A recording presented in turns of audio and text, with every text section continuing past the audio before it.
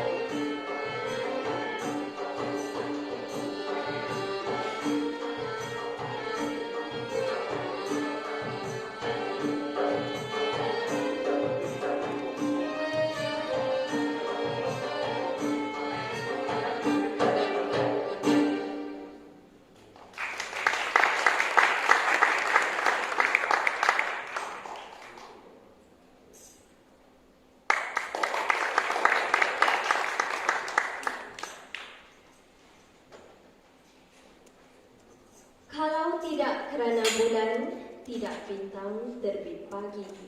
Kalau tidak kerana Tuan, tidak saya datang kemari. Thank you to Orchestra Trio for such a wonderful performance. The tune played is titled Aladum, usually played for a special person or someone dear to your heart. Good afternoon, Minister Lawrence Wong, Dr. Malhi Usman, and distinguished guests. Welcome to the 2020 launch of Beyond Bicentennial Perspectives on Malays by Mr. Zainul Abidin Rashid, Mr. Wan Hussein Zohri, and Dr. Nur Shahid Sa'ad. My name is Nur Hikmah, the MC for today, and I would like to extend a very warm welcome to all of you. Thank you for taking time to join us this afternoon.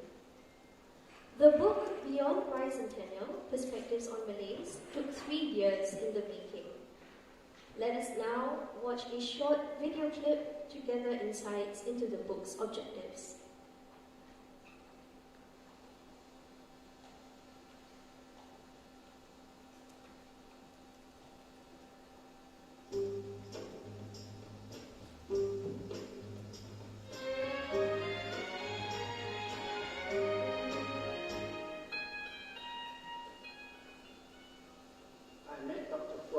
Chairman of the World Scientific Publishing in 2016 during the book launch of Majula. There, I broached the idea of this book with him in anticipation of Singapore's bicentennial celebrations in 2019. Together with the co-editors Zainul Abidin Rashid and Dr. Nur Shahid Sa'ad, we agreed that while the focus of the book should be on Singapore Malays, it would be useful to have non-Malay writers to share their reflections on this subject. But in order to understand fully the development of Singapore, we need to go beyond the last 5 years. The editors of this book felt that we need to look back at the history of Singapore for the last 700 years. And hence, we look at history since the arrival of Sang Nila Utama to Singapore. The contributors of this book include sociologists, historians, political observers, as well as our community leaders. It involves many perspectives that looks at the Malay community's role in the development and progress of Singapore. It is enriching indeed, with 45 chapters from history to contemporary world and beyond to the future of Singapore. I'm confident that you will like the book because it's about the Malays reflecting on the past to see how the values that made Singapore yesterday and today will continue to be relevant tomorrow. Beyond Bicentennial, Perspectives on Malays is for all Singaporeans to appreciate, to understand, and to reflect. For understanding the Malays in Singapore is an important part of understanding Singapore, our Singapore. I hope this book would be a useful contribution to Singapore's social history. We hope through this book it will generate more critical thinking in our society about our history. Thank you. Terima kasih.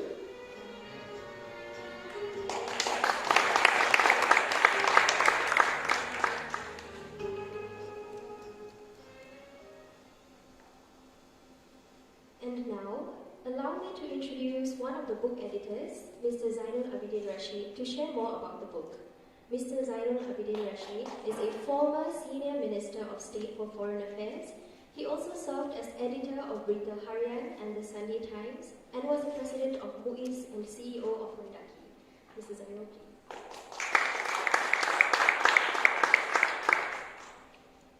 Thank you, Iqbal.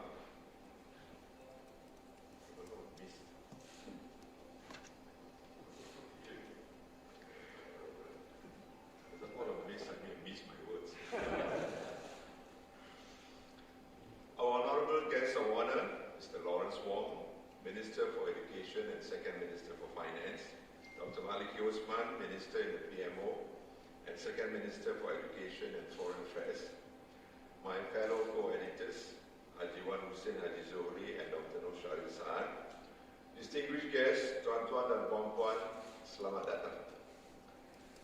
We are honored to have you here for the launch of our book, Beyond Bicentennial, Perspectives on Malays. Terima kasih for making time. COVID-19 challenges and restrictions require us to do this launch in a very modest way. However, let the good word about this book spread through the kind support of the media and by word of mouth too, as we believe it is an important part of our sharing what our Singapore is all about. Minister Lawrence Wong, as Minister for Education, launching the book, says lots about its educational value. The way Singapore landmarks its bicentennial milestones since the arrival of Stanford Raffles in Singapore in 1819 is not only interesting but poignant. The government's commemoration is elaborate and encompassing. It acknowledges that the history of Singapore did not start with the arrival of Raffles, but stretches way back to the 13th century when Sang Nila Utama founded Singapore in 1299.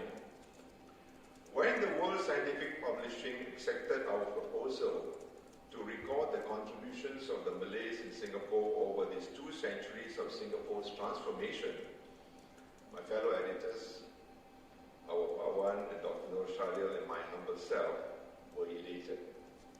We knew at the outset that it would not be an easy undertaking.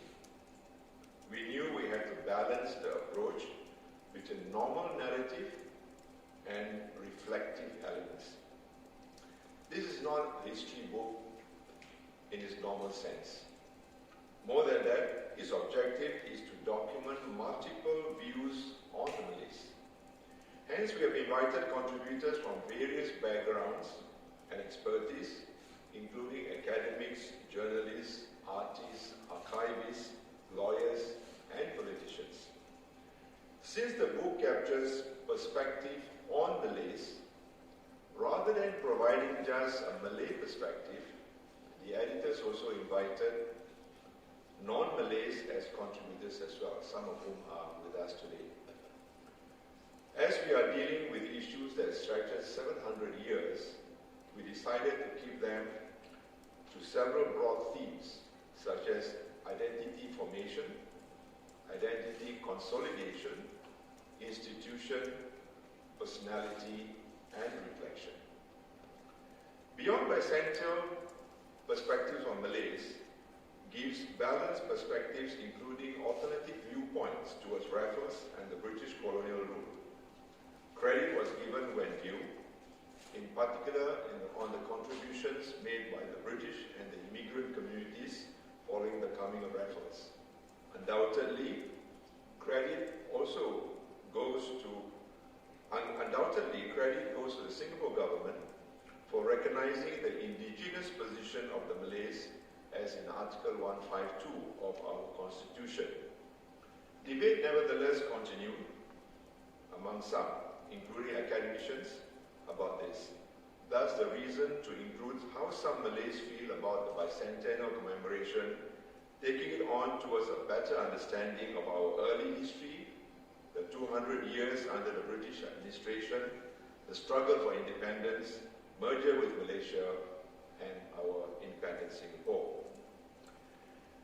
We have gone beyond these parameters in this bicentennial book with the wide and varied articles that we have managed to assemble. Understanding the past to prepare the challenges of contemporary Singapore is key. We hope this book will make readers think how each one of us can continue to contribute towards making our Singapore a truly successful, multiracial, multi-religious, multicultural, and harmonious nation that we all deserve. And I quote from the book, "The most important question of all here is whether we have learned the necessary lessons from our history to prepare for the future." Truly beyond bicentennial. To end, on behalf of my co-editors of the book, I'd like to record my appreciation to all the individuals and organizations for their professional assistance and advice, creative input, and for the sharing of information and archive materials. Our heartfelt gratitude goes to its chairman, Professor K.K. Pua. His vision has made it possible for this book to be published so that others may read and also serve as an important archival reference, not only for the Malay Muslim community, but for everyone. We would like to express our gratitude as well to the Singapore Bicentennial Office for adopting this project as part of the Singapore Bicentennial commemoration and the National Heritage Board for granting the funds towards the production of this book. To all our esteemed contributors, they are my true friends, we cannot thank you enough for your time and effort. Your contribution has helped in making this book an outstanding point of reference. Appreciation is also due to the team, the book team, the in-house editors, Mr. Raimi Wahab, Ms. Karima, our marketing executive, Ms. Eugenia C., and corporate comm executive, Ms. Amanda. And very special thanks are due to Excellency President Halimah Yaakob for contributing the supportive and inspiring forward. 2-3 kucing berlari, manakan sama si kucing belang. 2-3 boleh kucari, takkan sama beyond bicentennial terbilang. Thank you. Sia ni, Ramadan hari. Terima kasih.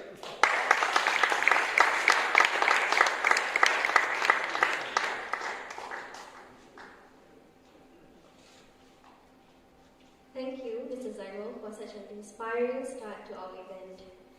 Ladies and gentlemen, I would now like to invite our guest of honor, Minister for Education and Second Minister for Finance, Mr. Lawrence Wong, to deliver his speech and to launch the publication.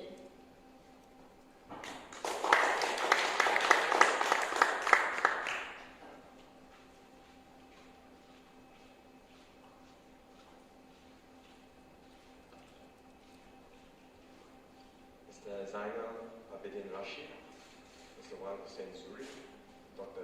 Mashario Sa'ad, distinguished guests, Tuan-Tuan dan Puan-Puan, good afternoon, selamat tengah hari, and I'm very happy to be with all of you today. My heartiest congratulations to the editors and contributors on the launch of this important book, Beyond Bicentennial, Perspectives on Malays. Change is the inexorable law of life. As they say, those who only look to the past or the present are certain to miss the future. But at the same time, if we move forward without a good understanding of our past, then we risk losing our identity and we will be easily swayed by external influences. We end up being just like a tree without any roots, and so we cannot grow tall, and we will be easily blown away when the storm comes. That's why we must always have a balance of perspectives between the past, the present, and the future. And as Diana said just now, we must learn the necessary lessons from our history to prepare for the future, quoting from the book. When we have a good understanding and appreciation of our history, we can move forward with confidence, even in a rapidly changing and uncertain future. And that's why it's so important for all of us to know our roots. And it's especially important for our young who grow up in modern Singapore. They need to understand how our ancestors used to live, to appreciate the rich and colorful history, and acquire the attitudes and values that brought us to where we are today. And to fully appreciate this past and heritage, we need to understand that Singapore's history is closely intertwined with Malay culture. Before the British arrived in 1819, Singapore was part of the Malay world, comprising the Riau Islands and Johor. And as we started flourishing as a trading port, Singapore became a center for Islamic life and learning. So Malay culture is a key part of our history and heritage. It's an essential and integral part of our national identity and our way of life. And it is therefore fitting that this event is being held right here at the Malay Heritage Centre. It is part of Kampong Glam, an area with many special memories for the Malay community, with historic buildings and monuments. And I'm very happy that it's now a distinctive and popular area for locals and tourists alike, showcasing the rich culture and heritage of the Malay community. That's an achievement that all of us in Singapore can be very proud of. In this regard, this book plays an important role as it brings together different accounts by both Malays and non-Malays to tell the unique stories of the Malay community in Singapore, whose rich heritage runs far into our history. We learn a great deal from these stories about the contributions of the Malays in driving Singapore's development and transformation over many decades. Many of us are familiar with the contributions of prominent Malay personalities like Mr. Yusof Ishak and Mr. Ahmad Ibrahim. But this book also shines a spotlight on individuals who are perhaps lesser known but no less important. Someone, for example, like Che Sahora. She's a lady ahead of her time. She played a key role in uplifting women's rights in Singapore and believing in women receiving equal pay and fair treatment at the workplace. She petitioned the government to make these changes. And in 1962, the government gave its assurance that the demands would be met. Today in Singapore, women have made significant progress and excel across all fields of society. But despite the progress made, this is still work in progress. When Che Sahora was MP back in the first Legislative Assembly, there were all of five female MPs. Today we have close to 30. It's not bad, but there's still room for improvement. And so we are embarking on a conversation and a further review of gender equality and women's development. And as we go about this next bound of change, we pay homage to pioneers like her who have been pushing for gender equality all this while. The values important to the Malay community have also shaped the fabric of our multicultural society in Singapore.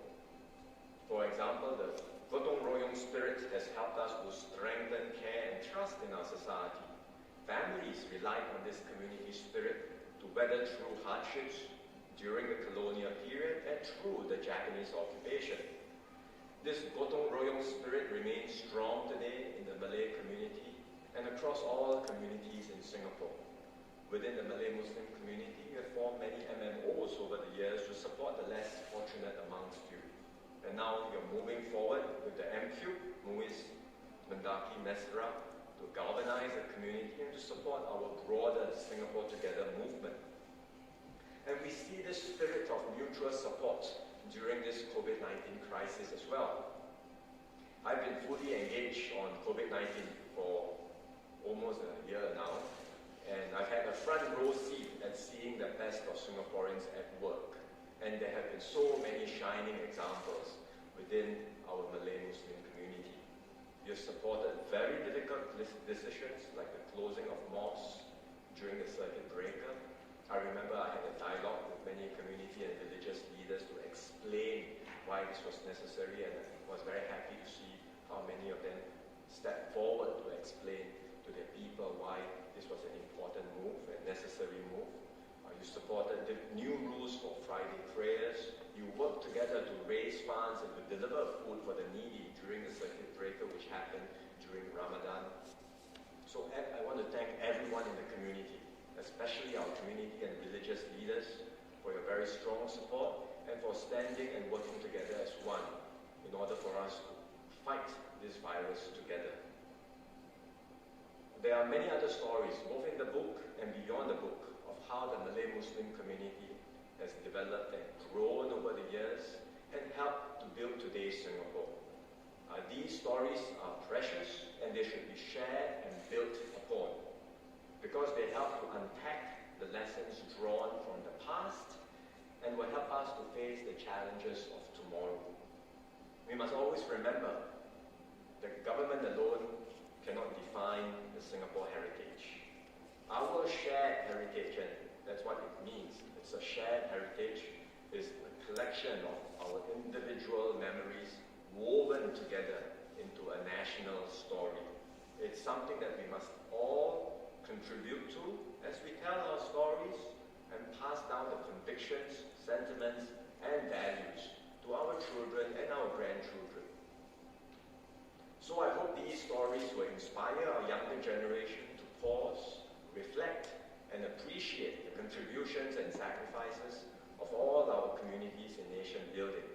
And importantly, I hope it will help our young appreciate the open hearts and minds of the Malay community towards other communities, which has helped us to build the harmonious Singapore we have today. I hope too that we will continue to add to these stories with each generation weaving in more brilliant threads to the rich tapestry of the Singapore story. Because through these shared experiences, we can enlarge our common ground and we can strengthen our sense of belonging to Singapore. This is crucial to our long-term survival as a nation. As President Halimah Yacob put it in the opening of Parliament earlier this year, and I quote, "In the longer term, the key to Singapore's success lies in our sense of shared identity. Singapore can endure and secure our place in history only if Singaporeans feel passionately about our country and put our hearts and souls into making this a better home." So on that note, let us continue this important work together, regardless of race, language, or religion, to build a better Singapore for all. Congratulations on the book launch. Thank you very much.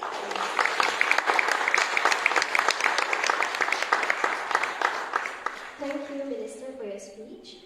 I would like Mr. Lawrence to remain here, and I would like to invite the three editors and Dr. Maliki to join our guest of honor on stage. Due to the safe distancing measures, please stand at the marked spot.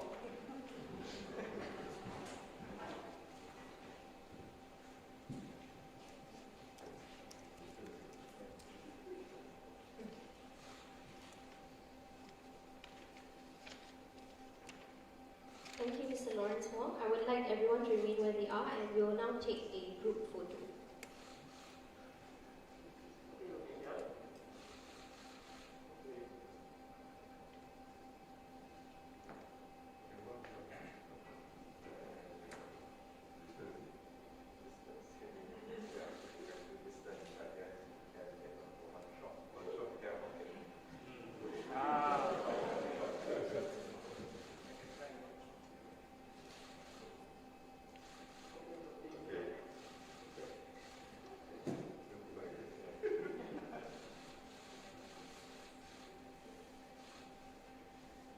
Minister can now unveil the book.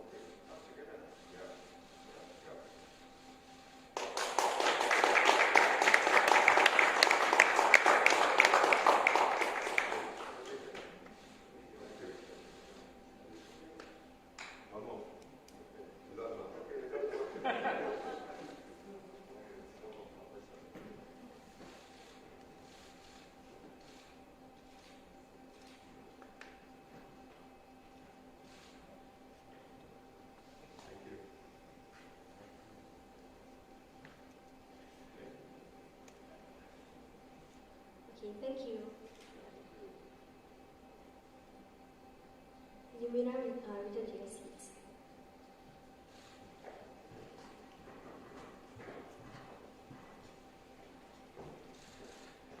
The Minister will now take his leave. Thank you, Mr. Lawrence Wong, for joining us this evening.